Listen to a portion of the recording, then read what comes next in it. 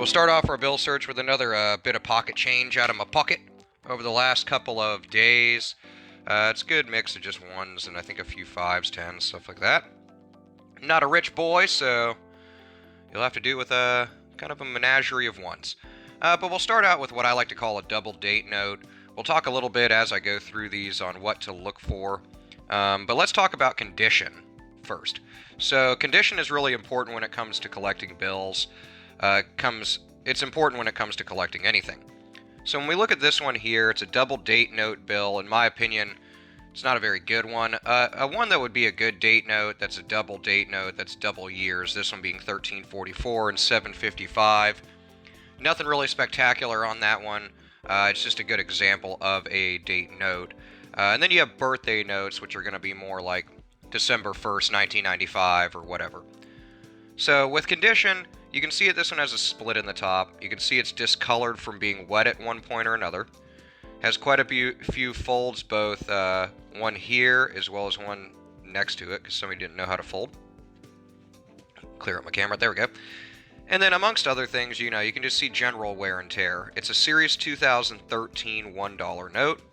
One thing that is interesting, however, is there is a slight shift here in the seal. And you'll usually notice that shifts are going to be transposed with the serial numbers as well. It'll coincide with the shift in the seal. That's because bills go through a multi-printing process, this being in the second printing phase or second print shift. Now, other things to look for are going to be issues with ink around the bill. All you people that come back to the videos already know that. And then a few other things as we go through them we'll talk about. So, back of the bill. A little bit better condition, but there's that tear from the front. The folds and stuff are going to detract from any value if it was collectible, but in this case it's really not. It's kind of a basic double date note, but I will keep it and I'll put anything that is historically significant from those dates in the description box. Next bill, $10 bill. Now other things, of course, if you already watch my videos, you know, and I'll be repeating for you, but other things we look for, of course, are repetition in the serial number, patterns in the serial number, and things of that like. Sorry, I had to take a sip of my coffee there. Other things we want to look for is ink strays or over ink issues. So for example, if we bring this real close here, you can see that ink mark there on it. That is very interesting because now that I actually look at it, it is very similarly the same ink is used throughout the bill. You can kind of see that ink there, really more importantly on this signature that resides down here. So if I get really, really close, it's pretty good ink splotch. It's good over ink there. I really like it. It's not majorly collectible. I mean, if something was spattered across the whole bill, then I'd say it's super collectible. But in this case, it would add a little bit of value to the bill, albeit not high above the face value of $10. There's nothing in the serial number, so that wouldn't really add to it. Now, if you look down here also, we have another one. If I can get it to focus. So if you notice that ink smear on the 10 there as well. So pretty good. Double ink smears there on that $10 bill. Let's look at the back, because the condition on the fronts also still kind of leaves a lot to be desired there. Now these here could very well be a pen mark from an inkwell pen. They're a little bit different color of black there than the tone that's used in bills. So I'll look at that one closer, but that's interesting. So I could be incorrect. These could be just simply a foreign ink, but we'll look at that a little further. On this guy here, nothing in the serial number, and I'll go a little bit quicker through these. Now, blurring in the signatures is something really common. The only one that you're not going to really see blurring in is going to be Stephen Nugent's, since he prints his signature, as opposed to writing it in a cursive style. That's a little bit different on $1 bills. A lot of people don't sign their name that way. Nothing on this guy in the front as far as serial number. A lot better condition on this Series 2013 note. A little star note.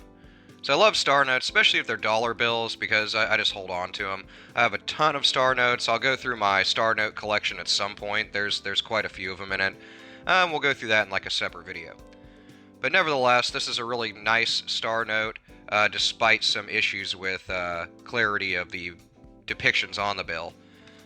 But very cool. Nothing in the serial number, so nothing to talk about there. But star notes are awesome, so I'm going to hold on to that one. So we came across a couple of decent small finds.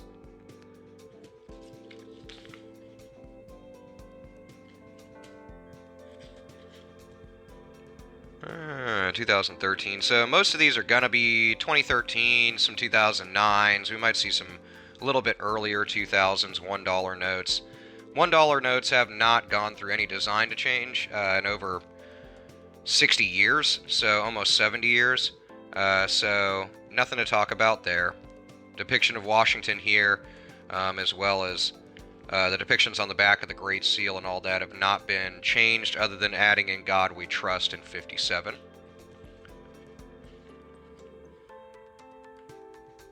Now here we go. So that's that signature I was talking about earlier. He is the only person that's signed his name in print form. So that's a lot different than most people, because it's kind of a amalgamation of capital letters and lowercase letters in his signature, doing his E's lowercase and N's lowercase, whereas like this N in the front of his last name is capitalized. So it's a very odd signature, to say the least. And that's the only thing you'll see changing in $1 notes over the years, really, is different people holding those offices.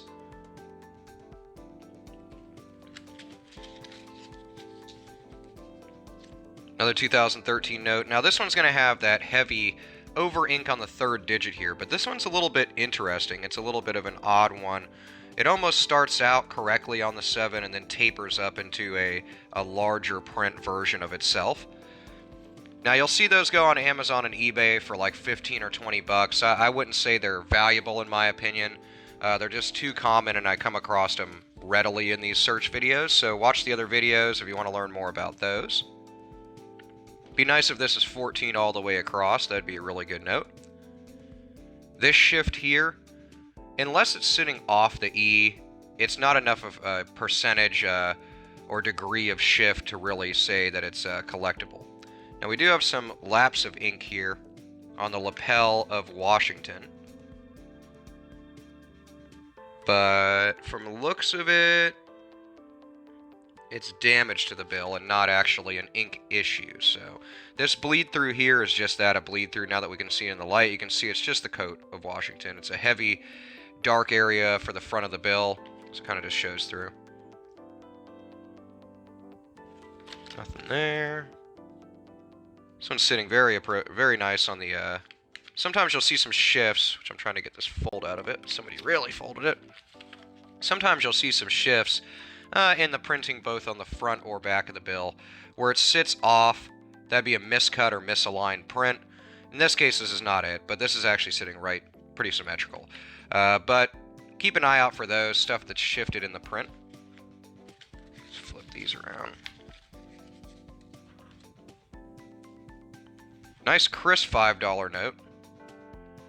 This is probably my favorite 5 minus the large notes.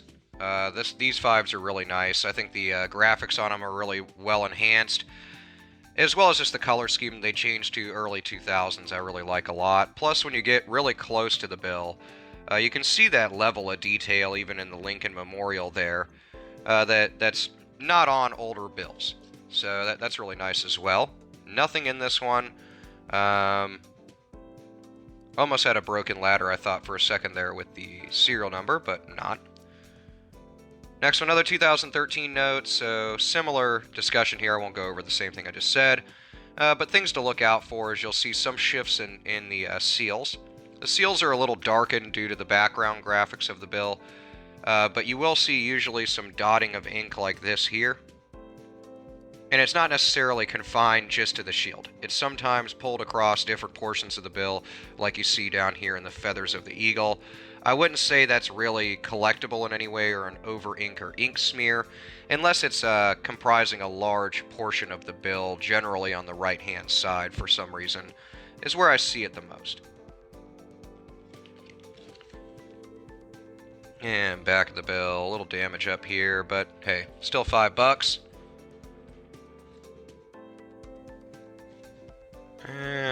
Thought we had a date note for a second with May 7th and then a year, but obviously 5970 is not going to cut it.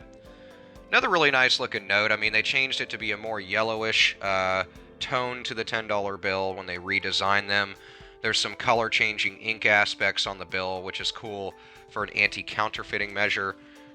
So that's kind of cool with the redesigns. Got a little bit of damage around here, a little bit of smudge marks and stuff, so that's nothing collectible. So pretty straightforward $10 bill, nothing jumping out at me there. We're getting down there with the last 3 or 4 $1 hair bills, so let's talk about them. Now, it would be really nice if if this 0 was either a 4, a 2, or a 7. We'd have a trinary then, with 4s, 2s, and 7s. In this case, obviously no dice, but this is a 2013 note, so we've seen plenty of those in this bill search. Pretty clean overall. I mean, your standard. I mean, now it's $1 bills have a low lifespan. You know, they get used more than anything else, so it's pretty obvious why they get beat up and used up and ripped up and all beat up. And so they simply just don't last as long as, say, a $50 or a $100 banknote. So, you know, ones that you find that are from the 80s or 70s or whatever, that are in really good condition, they'd be ones that you'd want to hold on to simply because it's not very often that you come across ones from those periods that aren't totally ripped apart. Last 2 bills, we'll just look at them together. Why not? Good example here. So this guy right here, we can kind of just do without. He's really beat up. Nice fold in the middle. Nothing on the back really jumping out at me, so we'll set it aside. However, this one I'm just going to use an example. So I get asked this a lot. They're like, Kyle, what's the deal with these quads? How much is it worth? It's worth $1. I know that's a real letdown, but unless it's a quad repeater on both ends, for example. Now, if you had a block of 8s, then you'd be talking some really good money over $1. This is a really good condition $1 bill. It's very crisp. Very flattened out. It's not folded. It's not creased. It doesn't have any, there's a slight little bend here. But nothing crazy, and this could just be from a grabber of some sort. Although normally a feed grabs the bill long ways and not at the ends of the bill. But anyway, this is something definitely to look out for. So if we would have had all 5s here, 5, 5, 6, 6, and then 8s, if we would have had 8 or 0s and then 8s, then you have a really good repeater serial number. That's what this would be referred to as a repeater. But in this case, with just that block being on the end there, albeit very cool, it's not going to command a premium over the $1 face value. And unless you like it for your own collectible reasons, I wouldn't say it's something to hold on to. It does show little notions of that over-ink 3rd digit for 2013 series. Nevertheless, it's not something that I would hold on to unless it had more repetition in the serial number. So hopefully that answers the questions on that, but feel free to email me if you're confused on anything or you come across something that you have questions on. Anyway, now that I've rambled on for 14 minutes, hopefully you enjoyed this bill search video. I will be pumping out some more over the next few days. Hopefully I find something really cool. Hopefully you have come across something just ridiculously valuable and you can share it with us. Let me know in the comments below what you've come across in your recent bill and coin searches, and keep an eye out on VarietyErrors.com for more price guides, articles, all the fun finds from you guys out there. And we're going to be starting a new section for our fans. We have over almost 14,000 members of our coin and currency group. So thank you so much for joining that, and I will see you in the comments below. Have an awesome end of your week. See you later.